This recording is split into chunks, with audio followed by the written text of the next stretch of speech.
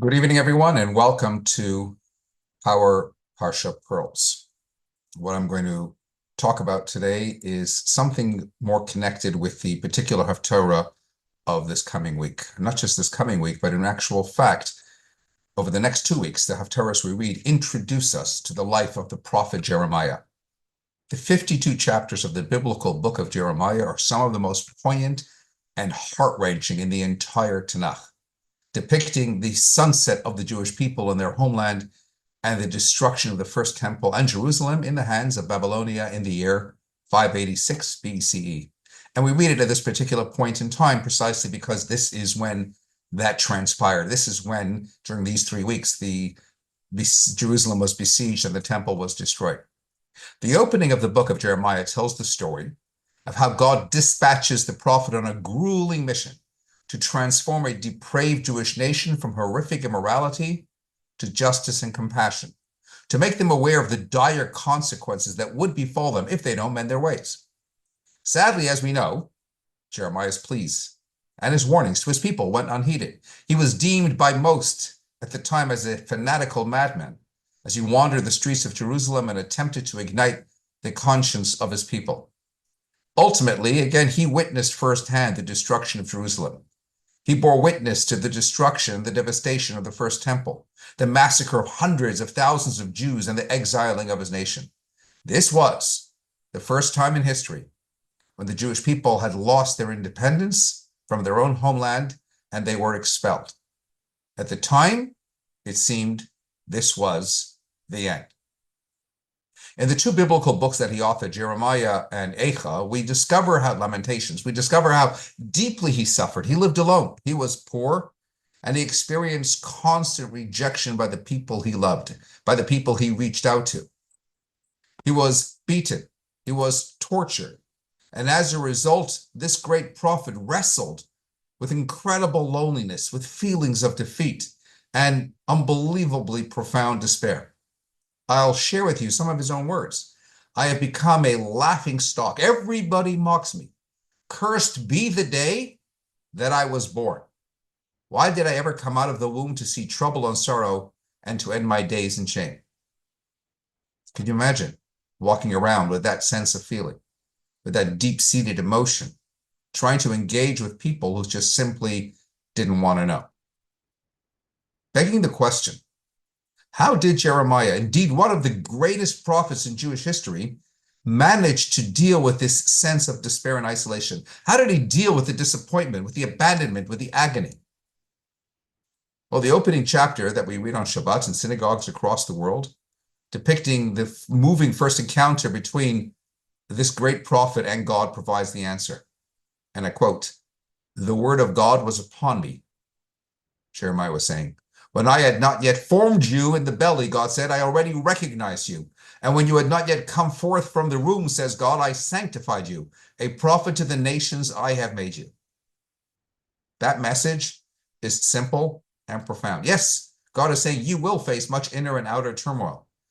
But know this, your infinite divine power is always more potent than all the darkness inside of you and around you.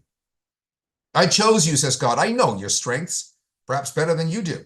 I know your light more than you are aware of it. I know your courage, your wisdom before you were born.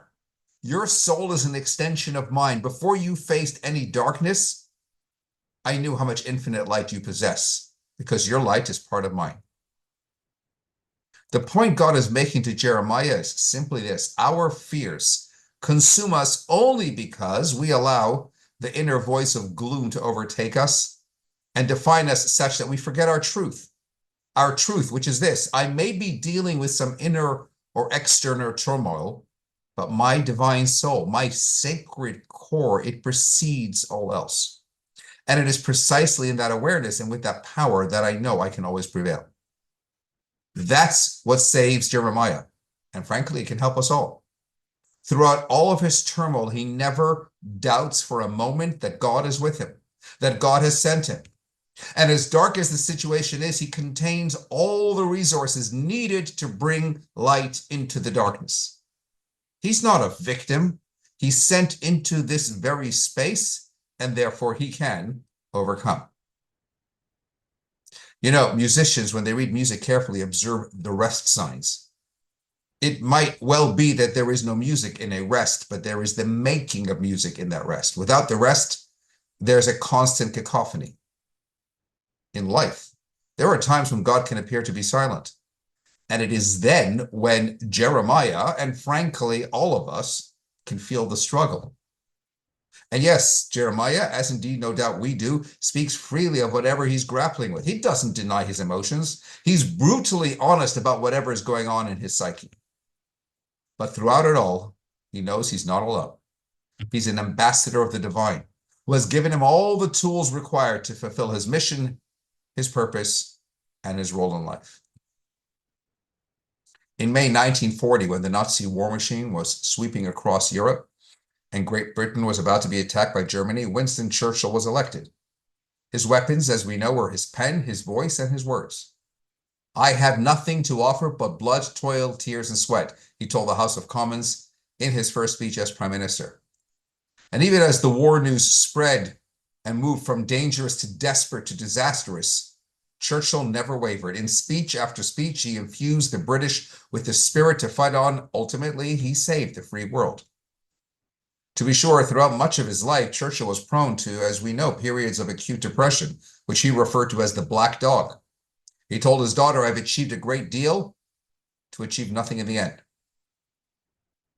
Why are the greatest people often haunted by a sense of failure and deep melancholy? Churchill, Abraham Lincoln, Beethoven, Tolstoy.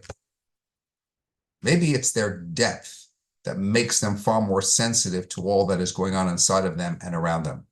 They feel deeply what other people overlook. Maybe all the greatness is counterbalanced by the ability to descend into the abyss. As the Talmud puts it, whoever is greater than their friend, his destructive inclination is also greater. Perhaps the greater you are, the more you realize what can and must be achieved, and you feel how inadequate maybe your performance is. And many people struggle with profound feelings of doubt and despondency. Regardless of how stable and healthy we perceive ourselves to be, we do often deal with moments of gloom and dejection.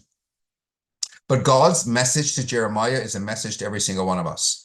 "When I had not yet formed you in the belly, I already recognized you. Let not your truest identity shrink in insecurity in the face of adversity. Your divine essence is the most innate part of your existence, and it is infinitely powerful, beautiful, wholesome, and sacred." Lest you ask, who am I to be brilliant, talented, fabulous, successful, impactful? The real question is, who are you not to be? Before you were even formed in the belly, I recognized you. You're a piece of God, a fragment of infinity. You can do what you can do to change your part of the world. You were dispatched to serve as a messenger, a prophet, if you will, to introduce something special, which only you can, to the world around you. One of the great questions about the life of Moses is this: why did Providence have it that our first and greatest leader has to be raised amongst non-Jews, particularly in the home of Pharaoh? What is it they say? It takes a village to raise a child. We all grow up within a community. We're molded by our environment. So why must Moses' environment be that of Pharaoh's home? One of the classic commentaries offers an explanation that is relevant again to this and to every single one of us. Think about the mentality of the Jewish people at that time. When you're born and you're raised in an environment of servitude, then you have a slave mentality. A slave mentality is essentially defeatist. Had Moses grown up among the Hebrew slaves, he too would have suffered from a slave paradigm. He would then lack the courage to fight injustice. He would lack the ability to transform the moral landscape of the world. Remember how he terminated the threat of the Egyptian beating on a Jew? No one else stepped up to do that. Remember when he chased off the shepherds harassing the daughters of Jethro? No one else stood up to do them. Where does Moses get the strength of character? Growing up in the lap of royalty, surrounded by aristocracy, it gave him an air of confidence vital for his next steps in life. And that's true for every single one of our lives. At the end of the day, when we maybe suffer whatever dysfunctional conditions, we learn to tolerate and accept that as the innate conditions of our lives, and that defines us, and that's what we become. But the challenge is to cultivate in ourselves a feeling of royalty, One great Hasidic master, Rabbi Aaron of Kalin, famously said, the greatest tragedy is when the prince believes he's a peasant. When you settle for less because you think you're less, then you become less. In 1850, President-elect Zachary Taylor refused to be inaugurated on the scheduled date of March 4th, 1850, because it was a Sunday, the Christian Sabbath. So he moved his inauguration to the Monday. Problem was that Taylor's predecessor, President James Polk, was leaving office as scheduled on Sunday at noon, which would leave the nation without a president for 24 hours. So the rules of succession left Senator Atchison in line to be president for that one day. Unfortunately, the senator was fond of food and drink and overdid things at the inauguration parties on Saturday night and left very strict instructions not to be awakened on the Sunday. By the time he woke up, it was Monday afternoon. He had literally slept through his entire presidency. Is that not the story of our lives? We sleep through our ambassadorship. We slumber through life's great possibilities. We think like slaves. What was yesterday will be tomorrow, and I'm always a victim. Instead of living lives of greatness, we settle for mediocrity. But the point is, we have to see ourselves as princes and princesses, as children of God, knowing that we can rewrite our future and achieve our ultimate potential. And if it's true for us as individuals, it's every bit as true for us as Jews, as a collective as well. We have to get rid of that inferiority complex. We have to stand tall with unwavering courage and conviction. Our mission is to be ambassadors of love and truth and never compromise that truth. We each have in a soul, which is an extension of the divine, which means, again, our potential is endless. And we are intended to use that, to elevate this world, to transform the world, not to be impressed from the world, but to make our impression upon the world. That's what it means to be God's chosen nation. And so Jeremiah teaches us that your playing small doesn't serve the world. Don't be afraid of greatness. And if at times you feel like running away, don't feel bad about that either. So did some of our greatest in the past. As Jeremiah demonstrates, to feel fear is fine. To give way to it is not. Because God himself has faith in us, even if at times we lack faith in ourselves. Don't go looking for strength and encouragement outside yourself. You won't find it there. It comes from within. It's there. It exists all the time. You know, David's brothers saw a shepherd. God saw a king.